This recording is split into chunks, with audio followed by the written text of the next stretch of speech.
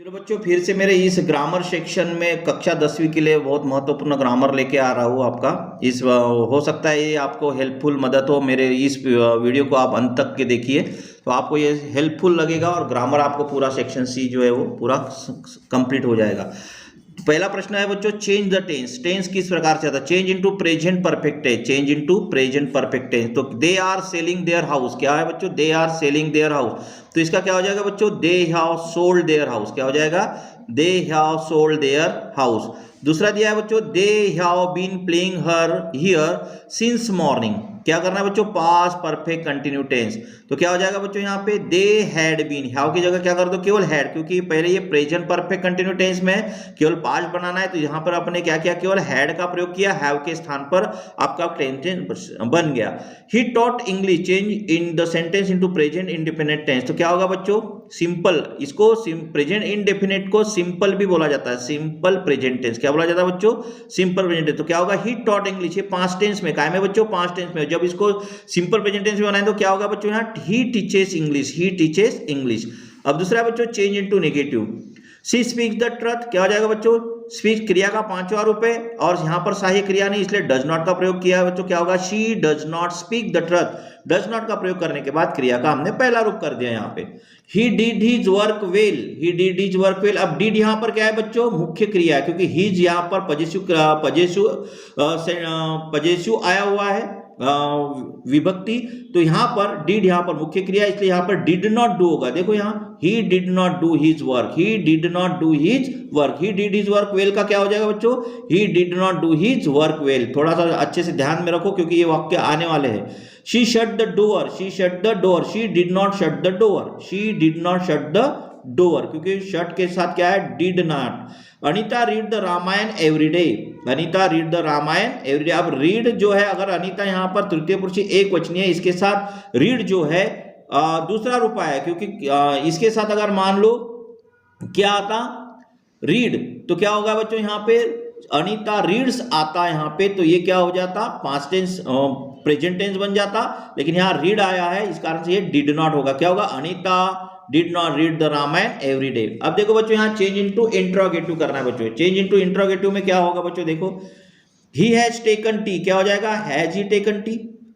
Interrogative में बच्चों सहायक क्रिया से वाक्य की शुरुआत होती है, इसलिए हमने क्या किया? हैज सब्जेक्ट के स्थान पर, सब्जेक्ट के बाद सब्जेक्ट को सहायक क्रिया के स्थान पर, बाकी क्वेश्चन मार्क, बाकी जैसा कि वैसा ही। क्या होगा? Has he taken tea. Has he taken tea. She lived in Shivpuri. क्या होगा? Did she live in Shivpuri. Did she live in Shivpuri. और in the jumbled words meaningful sentence बनाना है। क्या दिया बच्चों? In the park were playing children football. क्या होगा?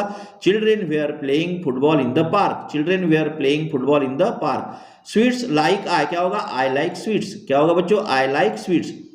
Combine the sentence using conjunction. Conjunction मतलब एट का प्रयोग करना है बच्चों। He is rich. He is not happy. बीच में एट का प्रयोग कर दो, बाकी जैसा कि वैसा। क्या हो जाएगा? He is rich at. He is not happy, क्योंकि वह क्या था? श्रीमंत है परंतु खुश नहीं था। They played well. They could not win the match. क्या हो जाएगा बच्चों? दो का प्रयोग करना है। क्या हो जाएगा? पहले लगाएंगे दो। दे प्लेड वेल, यद्यपि वह अच्छा खेला था। They could not win the match. Aman is very intelligent. Aman is very intelligent. He can pass the exam easily. So that का प्रयोग करना है। सबसे पहले वेरी के स्थान पर क्या कर दो? सो का प्रयोग, बाकी दोनों वाक्यों को दैट से जोड़ दो। क्या हो जाएगा? Aman is so intelligent that he can pass this exam easily. The tall man is a doctor. The tall man is a doctor. The tall man is talking to my father. तो क्या होगा? Combine the sentence who से बनाना है। क्या हो जाएगा बच्चों? The tall man who is talking. इस यहाँ पे हु की जगह पे इज और मैन की जगह हु लगा दीजिए। Talking to my father is a doctor. The tall man who is talking to my father is a doctor. उसके बाद बिकॉज से जुड़ना है। Mona is absent today. She is not well. तो क्या हो गया? Mona is absent today because. दोनों वाक्यों को because she is not well. तो दोनों वाक्यों के बीच में क्या लगा दोगे? बिकॉज। BECAUSE बिकॉज लगाया। बाकी Mona is absent today because she is not well. अब अनलेस का और इफ का प्रयोग देखना है बच्चों। क्या होगा? Unless he trains we shall go to school. अब अनलेस के स्थान पर हमें किसका करना बच्चों, इफ का प्रयोग। और जब अनलेस का प्रयोग हम निकाल देते हैं, अनलेस को निकालेंगे तो उसके स्थान पर नॉट आएगा ना, क्योंकि नॉट और अनलेस एक ही है। पर जब नॉट का प्रयोग होगा तो अनलेस नहीं होगा, और अनलेस होगा तो नॉट का प्रयोग। अब हमें अनलेस हटाना, इसके स्थान पर इफ का प्रयोग किया।